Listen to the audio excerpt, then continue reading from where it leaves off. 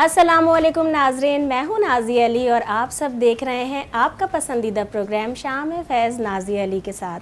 आपकी बहुत सारी फरमाइशें आती हैं, बहुत सारी अहम शख्सियात हैं, उनसे हम मिलवाते भी हैं, लेकिन आजकल कुछ जो ईमेल्स मुझे मौसूल हो रही हैं मेरे चैनल को, उसमें बड़े हमारे मुल्क में इस वक्त जो हाईलाइट हुआ हुआ इशू मीनार पाकिस्तान का भी है, उसके साथ साथ ख़वातीन की जब हम बात करते हैं वुमेन एम्पावरमेंट की, तो उस पर ख़वातीन तो काम कर ही रही हैं, लेकिन हमारे मुल्क में कुछ मर्द हजरात भी हैं जो हमें नज़र आते हैं, रोड पर भी आ जाते हैं राइट्स के लिए। और उसके साथ अगर हम बात करते हैं बहुत सारी NGOs के साथ भी या सोशल वर्क भी जब कर रहे होते हैं तो ख़वातीन के साथ मौजूद होते हैं उनके राइट्स के लिए। आज जो मेरे साथ मेहमान शख्सियत मौजूद हैं, आप उनको बहुत अच्छी तरह से जानते हैं। शोबों की काम की अगर मैं बात करती हूँ कि मुल्क के लिए किस तरह से खिदमात सर अंजाम दे रहे हैं, उस पर भी हम उनसे बात करेंगे। लेकिन ख़ास तौर पर अगर मैं वुमेन एम्पावरमेंट की ही बात कर रही हूँ तो उसमें जब हम बात करते हैं human rights council of Pakistan की, उसके बोर्ड मेंबर हैं मेरे साथ मौजूद हैं कपिल कुमार साहब, जो कि सोशल एक्टिविस्ट हैं और हमें इस वक्त खासा एक्टिव भी नज़र आते हैं। अस्सलाम वालेकुम। वालेकुम सलाम। आपको वेलकम करती हूँ सबसे पहले तो शाम फैज़ नाज़ी अली के साथ में। और वेलकम करने में देखिए हमारे नाजरीन भी जानते हैं, और आज इनकी क्योंकि मेरे प्रोग्राम की खूबसूरती भी है ये, और एक इनफरादियत है कि मेज़बान तो मैं होती हूँ प्रोग्राम की, लेकिन मेज़बानी मेरे मेहमान भी सर अंजाम दे रहे होते हैं फ़राइज़। अच्छा कपिल कुमार साहब, सबसे पहले तो बताएंगे कैसे हैं, खैरियत से हैं? बड़े आपके इवेंट्स आए तो वो भी बड़ा एंजॉय किए होंगे आपने? बहुत एंजॉय किया कंटिन्यूसली। पिछले 4 दिन से रक्षाबंधन था, फिर थदड़ी का एक त्यौहार होता है जिसमें हम ठंडा खाते हैं। हाँ। और उसके बाद एक वो वेदर शिफ्ट होता है, मौसम चेंज हो जाता है, ठंडी हवाएं शुरू हो जाती हैं। हाँ। और जो कि आज आपको नज़र आ रहा है बारिश और अच्छा हमारे मुल्क की, क्योंकि जब हम पाकिस्तान की बात करते हैं इसकी खूबसूरती यही है, कायदे आज़म का पाकिस्तान जब हम कहते हैं तो अक़लियती बिरादरी की जब हम बात करते हैं, मैं तो बोलती हूँ कि ये बंच ऑफ फ्लावर्स है कि जिस तरह से खूबसूरती होती है गुलदस्ते में हर तरह की, हमारी यहाँ कौमियतें भी हैं, तो उसमें अगर हम हिंदू भाइयों की हमारी बात करते हैं, हमारे नाजरीन को मैं ख़ास तौर पे बता रही हूँ, तो उसका ये हिस्सा है कपिल कुमार साहब। और अगर मैं अपने मुल्क की बात करती हूँ तो ख़ासा मैं देखती हूँ कि ना सिर्फ हमारे मुल्क में कोई इवेंट, कोई त्यौहार आता है, उसमें जाहिर सी बात है हर पाकिस्तानी उसको पाकिस्तानी ही होता है, लेकिन उसके साथ साथ बहुत सारी चीज़ें चल रही होती हैं जिस पर मैं देखती हूँ बहुत सारे हमारे मर्द हज़रात हमारी ही सोसाइटी का हिस्सा हैं, लेकिन वो खामोश हो जाते हैं। मैंने सबसे ज़्यादा जो बोलते हुए देखा है ना, वो ये आवाज़ आ रही होती है। थोड़ा पूछ लेते हैं बचपन के बारे में, क्या बचपन में भी कुछ लेके निकल जाते थे बैनर सड़कों पर या कुछ होता था, या बचपन में शाये हुए थे? किस तरह के बच्चे थे? शुरू से ऐसा रहा है कुछ के जहाँ नाइंसाफ़ी हो रही हो और किसी का अगर हक मारा जा रहा हो तो फिर एग्रेसिव होना पड़ता है, चाहे वो आपकी लाइट का इशू हो, चाहे वो किसी के हक का इशू हो, चाहे किसी की चोरी का इशू हो, चाहे वो किसी भी तरह का इशू हो, माइनर हो या मेजर इशू हो। हाँ। हमें आवाज़ उठानी चाहिए। ये मैंने मेरे टीचर से भी ये सीखा। नहीं तो बचपन का बताया ना, कंजूसी नहीं करने दूंगी मैं आज आपको। आपने बताना भी है कि आपके ब्रॉडअप कहाँ हुआ है, किस तरह से पेरेंट्स में अटैचमेंट बताइए, कैसा बचपन गुजरा? बचपन बहुत अच्छा था। बचपन गाँव में गुजरा है। मैं उस्ता मोहम्मद से हूँ। हम सारी ब्रेकिंग्स दे देते हैं शाम फैज़ में, इसलिए आपसे पूछ रहे हैं कहाँ पर? उस्ता मोहम्मद बलूचिस्तान, ये आउटस्कर्ट एरिया है बलूचिस्तान का, जो कि एक छोटा सा टाउन है। मेरी स्कूलिंग वहीं पे हुई। जिना ग्रामर स्कूल में था, वो भी जिना के नाम पे था। तो उसके बाद जो है then I move to Quetta, और मैंने अपनी जो इंटरमीडिएट और बीकॉम है वो मैंने कोयटा से किया था। तो डाइवर्सिफाइड रहा। कराची तक पहुंचने का सफ़र जो था बहुत लंबा था। अच्छा, लेकिन वैसे चलें, ये तो ज़िंदगी ने सफ़र करवा दिया, लेकिन वैसे है ट्रैवलिंग का शौक़ है? बहुत ज़्यादा। ट्रैवलिंग करते रहते हैं क्योंकि ट्रैवलिंग से आपको बहुत न्यू अवेयरनेस आती है। ये आपकी लाइफ का पार्ट है। अगर आप ट्रैवलिंग नहीं करते तो आप नई चीज़ें नहीं सीखते। हाँ। आप कुछ नया नहीं सीखते। मैंने बहुत सारे लोग देखे हैं जो कराची, हैदराबाद भी नहीं गए होते पूरी ज़िंदगी और बड़े फ़ख्र से कह रहे होते हैं। अच्छा, मेरी नज़र में तो नाजरीन हमारे बहुत सारे, क्योंकि हो सकता है कि कुछ शौक़ ना हो, नाराज़ हो जाएं, लेकिन मेरी नज़र में बज़ौक़ लोग होते हैं, क्योंकि मुझे बड़ा शौक़ है घूमने का। अच्छा, फूडी हैं आप? क्योंकि जहाँ घूमने की बात आती है वहाँ पे हम डिफरेंट टेस्ट ना करें, डिफरेंट कल्चर्स होते हैं, तो बड़ा कुछ ख़ास कोई डिश है ऐसी कि कहीं की बहुत पसंद आती हो? मटन की जो डिशेज़ है मुझे बहुत पसंद है, क्योंकि मैं बलूचिस्तान से हूँ। तो बलूचिस्तान में आपको पता है मटन की कंजम्पशन बहुत ज़्यादा होती है। बड़े हमारे यहाँ जोक्स भी आ रहे होते हैं पूरे पाकिस्तान के, जब आते हैं। सज्जी की बात करें, रोस्ट की बात करें, तो वो बहुत फेमस है बलूचिस्तान की। तो वो यहाँ चीज़ें मिस होती हैं क्योंकि कराची फूड कैपिटल कहा जाता है कराची लेकिन को, हम सिर्फ बिरयानी पर अटक गए कराची वाले, ऐसा भी तो ऐसा है ना? ही है बिल्कुल। वो लिमिटेड चीजें हैं, हाँ। वो चीजें आप वो टेस्ट के लिए आपको उन चीज जगहों पे जाना पड़ता है। आज भी बलूचिस्तान की जो मटन की डिशेस हैं वो शायद कराची में आपको नहीं मिलती। नहीं, लेकिन आपसे पूछ लेते हैं ना, वैसे आप जो मर्द हजरात, क्योंकि जब ये ख़वातीन की इतनी बात करते हैं राइट्स की, तो ख़वातीन के लिए कहा जाता है ना कि जब अगर बेचारी सिर्फ वो ही कुकिंग ना करें, मर्द हजरात भी हेल्प कर लें, तो आप भी कुछ ऐसा घर में करते हैं, कुकिंग वगैरह कर लेते हैं? एज सच तो अभी नहीं करता, बट कुकिंग देखे मैं सुनवा रही हूँ। कुकिंग बहुत अच्छी करता हूँ मैं, कर लेते हैं, कर लेता हूँ। लेकिन अगर कभी नौबत आए तो हेल्प भी करवा देंगी, ये नहीं है? और अगर चलें ठीक है, वाइफ अगर कोई तबीयत खराब है, कोई मसला है, तो उसके बाद ये होता है कि चलें ठीक है ऑर्डर कर दें, या नहीं लाजमी बनाना? ऑर्डर तो नहीं करता, नहीं, खुद बनाने की कोशिश जरूर करता हूँ। पुलाव बहुत अच्छा बनाता अरे उनको नहीं, खाने के लिए कि चलें आज रेस्ट करवा देते हैं, बाहर से आ जाए। हाँ, ऐसा हुआ है बहुत मर्तबा। पर मैं खुद कोशिश करता हूँ, प्रेफरेंस होता है कि हम घर में जो चीज़ पकी हो तो उसको ज़रूर ट्राई करना चाहिए, बाहर से कम प्रेफरेंस होता है। अच्छा, अभी मैंने बड़ा अहम सवाल करना है इनसे, लेकिन अच्छा सबसे पहले एक छोटा सा कर लेते हैं, शरारत भी हो जाएगी। ये बताइए, हिंदी आती है आपको? कितनी आती है? समझ तो आती है, लिखना नहीं आती। और बोलनी? बोलना तो इट्स सिमिलर लाइक उर्दू की तरह ही है। चलें ब्रेक लें आप हिंदी में, इंग्लिश में ले लें, फिर मैं चांस ही दे सकती हूँ, इंग्लिश इनकी बहुत अच्छी है। चलें जी, चलते हैं एक ब्रेक की तरफ। ब्रेक के बाद वापस आते हैं और खूब एंजॉय करते हैं। वेलकम बैक नाजरीन, आप सब देख रहे हैं शाम में फैज़ नाज़िया अली के साथ। मेरे साथ मौजूद हैं कपिल कुमार साहब। और ब्रेक पे जाने से पहले मैंने इनसे फरमाइश कर दी कि भाई हिंदी में आप ब्रेक ले लें, लेकिन मुझे तो वो उर्दू ही लग रही थी, क्योंकि हमारे नाजरीन भी परेशान हुए हुए। मैं भी तो पाकिस्तान से हूँ, मैं भी पाकिस्तान हूँ। चले, ये बड़ा बेहतरीन हो गया। अच्छा चलें, पाकिस्तानी से अब हम एक बड़ा बेहतरीन सवाल करते हैं, जहाँ हम, क्योंकि आज़ादी की बात आ जाती है ना जब मुल्क होता है, तो वहाँ एक आज़ादी कहा जाता है शादी के बाद छिन भी जाती है, कुछ लोग बोलते हैं नहीं मर्द हजरात को मिल भी जाती है। तो शादी के बारे में तो बताएं, लाइफ पार्टनर का इंतखाब किस तरह से हुआ? आपने ही कर लिया या अरेंज मैरिज हुई? इरादा तो लव मैरिज करने का था, बट प्योरली अरेंज मैरिज हुई थी मेरी। देख लें, और भाभी यहाँ आसपास इस वक्त भी मौजूद है और फिर देखना भी है उन्होंने। तो प्योरली अरेंज मैरिज हुई थी, बल्कि मैंने एंगेजमेंट के कुछ दिन बाद देखा था अपनी वाइफ को। अच्छा, इतने फर्माबरदार थे आप, लगते तो नहीं है। ट्रस्ट करना पड़ता है, देखिए मैं मान लूं, ट्रस्ट करना पड़ता है। और सारी चीजें देखने से नहीं होती हैं, हाँ। जिंदगी गुजारनी होती है सीरत के साथ आपको। अच्छा, कोई अगर मैं मैसेज चाहूँ इस वक्त, क्योंकि लाइफ पार्टनर के लिए, क्या वैसे सामने बड़ी तारीफें भी करते होंगे, बहाने भी कर लेते होंगे, अभी कोई उनके नाम पे शेर सुनाएंगे, या कोई है ऐसी बात जो कभी कही ना हो, इस प्रोग्राम के तवस्सुत से करें? हमेशा जो आपकी लाइफ पार्टनर होती है ना जी, वो आपका जो है हाफ ऑफ द लाइफ होता है। और उसको हाफ ऑफ द लाइफ इसलिए कहा जाता है, बेटर हाफ इसलिए कहा जाता है कि अगर एक तरफ से भी अंडरस्टैंडिंग नहीं होगी तो आपकी ज़िंदगी खुशगवार नहीं होगी। तो आपको बैलेंस करके चलना होता है। तो मुझे जो एक एडवांटेज मिलता है, मेरी वाइफ ने मुझे हमेशा सपोर्ट किया है, ये चाहे जो भी एक्टिविटी हो, कुछ भी हो। मैं किसी भी अगर मिशन पे गया हूँ तो उसकी सपोर्ट ज़रूर रही है, वो कभी भी मिशन इम्पॉसिबल नहीं हुआ है। अच्छा, ये तो बड़ी अच्छी बात है, लेकिन मुझे सवालात क्योंकि बहुत सारे करने हैं। अभी रक्षाबंधन भी गया और उस पर भी हम कुछ बात करेंगे, लेकिन जब बेगम की बात आ जाती है ना, उसमें करवा चौथ की बात ना, ऐसा हो नहीं सकता।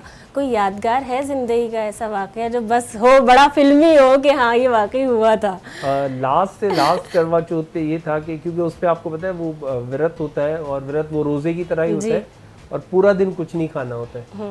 तो वो तब तक नहीं खाते जब तक चांद ना निकले। हाँ। और वो जो करवा चौथ का चांद है वो बड़ी मुश्किल से निकलता है। हाँ। तो आई रिमेम्बर कि मतलब शी वॉज अबाउट टू फेंट, बट मैंने कहा कुछ खा लो पी लो, बट उसने वेट किया, और जब तक चांद नहीं निकला, स्पेशली उनके लिए तो चांद मैं ही हूँ, बट वो वाला चांद जब तक नहीं निकला तो है भाई। कुछ खाया पिया नहीं। तो आप उसमें साथ देते हैं कभी या नहीं? कोशिश तो पूरी करता हूँ। अच्छा, रक्षाबंधन पे वैसे राखियाँ कितनी बनवाई, सच सच बताइए? कजन्स भी बांधती है ना? अब तो सब बांध देती होंगी खानदान की। इस मरतबा तो मैंने 2 राखियाँ बनवाई। अच्छा, मेरी 2 सिस्टर्स हैं, बट एक मेरी सिस्टर जो है इंडिया में जी, तो एक यहाँ पर है, एक तो सिस्टर ने बांधी, एक मेरी फ्रेंड थी जी, उसने इंसिस्ट किया कि मुझे भी रक्षाबंधन सेलिब्रेट करना है, तो मैंने एक राखी उनसे बंधवाई। तो जैसे हमारे यहाँ ईदी में पूछा जाता है कि दिल किसका बड़ा है किसका नहीं, ऐसी जब शगुन दिया जाता है बहनों को तो उसमें दिल बड़ा है ही या कंजूसी दिखा देते हैं? अब ये तो मेरी सिस्टर ही बहुत बेहतर बता सकती है। अच्छा, अभी हमारे मुल्क की अगर बात करते हैं, लोग भी सोचेंगे कि अभी फैमिली से एकदम से नाज़िया कहाँ से कहाँ पहुँच गई। आपको भी पता है टाइम कम होता है, सवालात बहुत सारे हैं मेरे पास। जहाँ हम देखते हैं कि मीनार पाकिस्तान का किस्सा, वहाँ हमारे मुल्क के लिए भी जब हम बात करते हैं ना कि हमारे मुल्क के साथ चाहे किसी भी तरह से हो कोई चीज़ भी, लेकिन कहीं भी मौका ना मिले किसी और को कहने का, लेकिन ये एक ऐसा वाक़या था जब आज़ादी की बात होती है, आज़ादी वाले दिन ही हुआ। तो उसमें अब मैंने जो देखा, और हमेशा यानी सब लोग भी यही कहना होता है, आप जिस तरह से आगे आए मैंने देखा उसमें, जब हम आयशा अकरम की बात करते हैं तो उस वाक़े की कुछ रोशनी डाल के अपनी तरफ से फैक्ट्स बताएंगे कि आपने क्या क्या सोचा और लोगों को, क्योंकि मैंने आपको बोलते हुए सुना है सब कुछ और मैं चाहती हूँ आपकी ज़बानी लोगों तक पहुँचे। मुझे जो एक चीज़ फील हुई 2017 में मैं सदर में रहता था। हाँ। तो मज़ार कायद बहुत घर के करीब था मेरे। हाँ। मैं आपको कनेक्ट करके बता, मैं अपने बेटे के साथ, उस वक्त बेटे की उम्र 1 साल थी। हाँ। तो मैंने कहा चलो जी 14 अगस्त पे ना चलते मज़ार कायद से थोड़ा सा घूम के आते हैं। हम पैदल ही गए थे जी। हम अभी मज़ार कायद पे पहुंचे तो आगे बहुत रश था, आगे जाने की जगह नहीं थी। हाँ।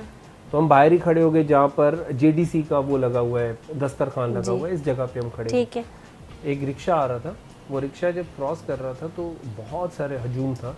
जैसे हम सुन रहे थे ना 400 लोग, तो 400 से भी ज़्यादा लोग वो आए उस रिक्शा पे जो है मतलब लिपट पड़े, और कोई कहाँ से हाथ लगा रहा है, उनको तंग कर रहा है, रिक्शा को टेढ़ा कर रहे। तो उस वक्त कोई नहीं था जो उनको छुड़ाए। मैं बहुत दूर था, फिर मैंने अपने बेटे को साइड पे किया और वहाँ गया, और कुछ रेंजर्स वाले अगली दूसरी साइड पे खड़े हुए थे जिना पार्क की तरफ। तो मैंने उन्हें कहा यार ये देखो ये क्या हो रहा है। हाँ। क्योंकि मैं अकेला कुछ नहीं कर सकता था इतने लोगों को, यानी क्राउड में इंसान बेबस हो जाता है जो सही भी कर रहा होता है। वो डंडे उठा के चले और उन्होंने उनको डिस्पर्स किया। हाँ। और वो निकल गए। पर उनके साथ वो जो 5 मिनट थे ना, वो ऐसा था हैरेसमेंट के और बहुत कयामत टूट पड़ी हो जैसे उनके। बिल्कुल। तो जब ये मैंने रिसेंट वाकया सुना ना तो मुझे हैरत नहीं हुई, क्योंकि ये मैंने एक्सपीरियंस किया था। पहले जब ऐसे वाकयात होते थे तो हाईलाइट नहीं होते थे, कोई सोशल मीडिया की वजह से, मीडिया की वजह से, और अगर रिकॉर्ड नहीं हुई जो चीज़ तो वो फैक्ट नहीं माना जाता। अब तो चलता फिरता मोबाइल सबके लिए, बिल्कुल सब सहाफ़ी बने हुए हैं, सबके पास। ये जब वाकया हुआ तो मुझे ऐसा लगा कि शायद ये नया एक्सपीरियंस नहीं था मेरे लिए। हाँ। क्योंकि मैंने ऐसे वाकयात देखे थे। हाँ। एक नहीं बहुत सारे। हाँ। तो लोग अब फिर होता ही है कि हम अगले दिन मैंने देखा कि 2 साइड्स आ रही थी स्टोरी की। एक तो वो थे जो स्टोरी के फैक्ट्स बता रहे थे कि गलत हुआ, दूसरे वो थे जो विक्टिम ब्लेमिंग कर रहे थे without any doubt, without checking facts. वो और वो ऐसे विक्टिम ब्लेमिंग कर रहे थे जैसे ये पहला वाकया हो, इससे पहले कुछ हुआ ही नहीं है, और या तो ये झूठ है, ये कुछ हुआ ही नहीं है, और जो हमारी आंखें देख रही हैं वो धोखा खा रही है। जब हम विक्टिम ब्लेमिंग करते हैं, ठीक है गलती होती है, हम पर उस गलती को हाईलाइट करके करते हैं कि हम पर्पस को मार देते हैं। वो जो पर्पस है ना वो पूरी तरह जो है बर्बाद हो जाता है।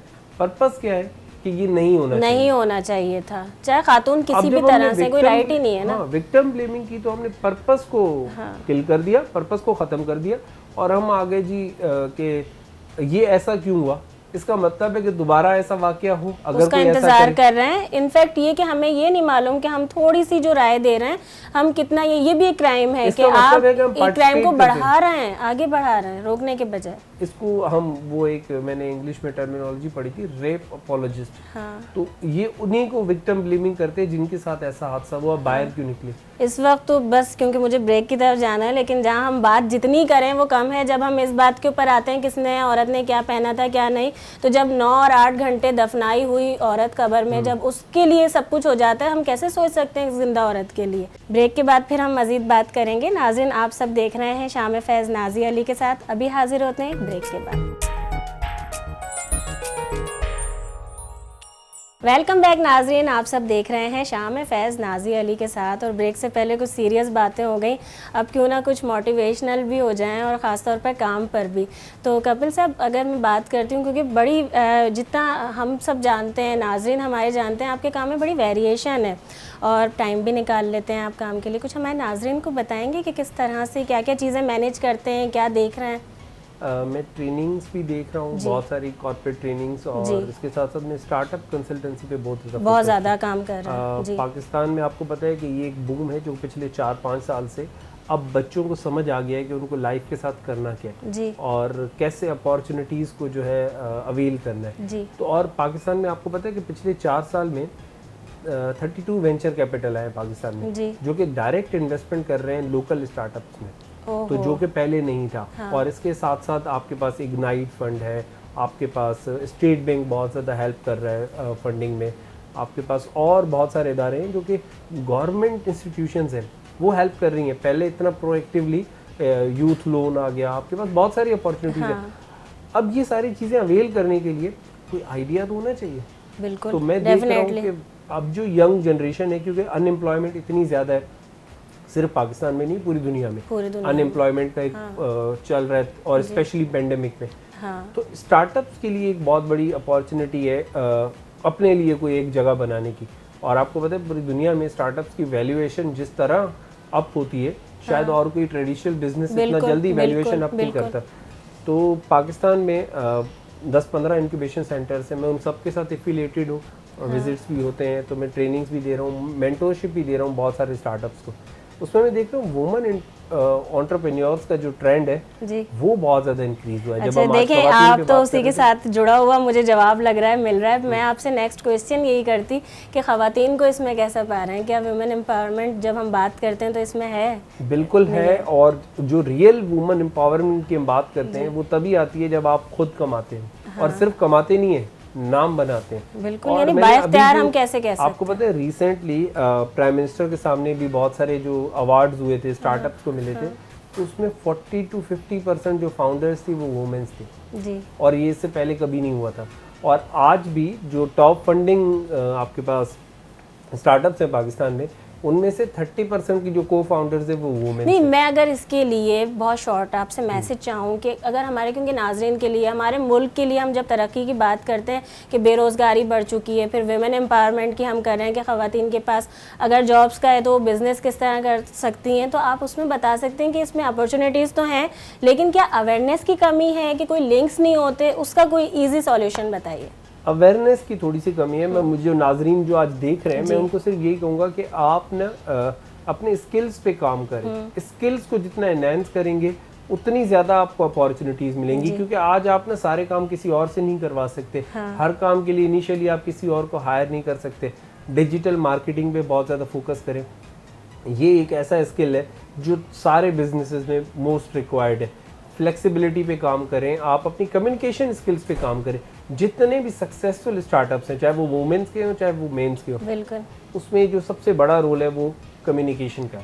कम्युनिकेशन अगर आपकी बहुत अच्छी है, आप प्रेजेंट कर सकते हैं अपने आइडिया को, जो भी आपका बेसिक थीम है उसको अगर प्रेजेंट कर सकते हैं इन्वेस्टर के सामने या अपने किसी इंक्यूबेशन के सामने, तो आपको बहुत अप्रिसिएशन मिलती है और आपको रिजल्ट्स भी मिलते हैं। तो कम्युनिकेशन, देन अगेन मैंने आपको बताया अपने स्किल्स उसको एनहांस करना होगा, कांस्टेंट या कंटिन्यूअस लर्निंग जिसको हम कहते हैं उस पे फोकस करना होगा, बेस है। लेकिन देखिए बड़ा, क्योंकि आज क्योंकि हमारे तो क्योंकि नाजरीन के अंदर ख़वातीन भी देख रही होती हैं, तो उन तक भी आज ये मैसेज तो चला गया ना।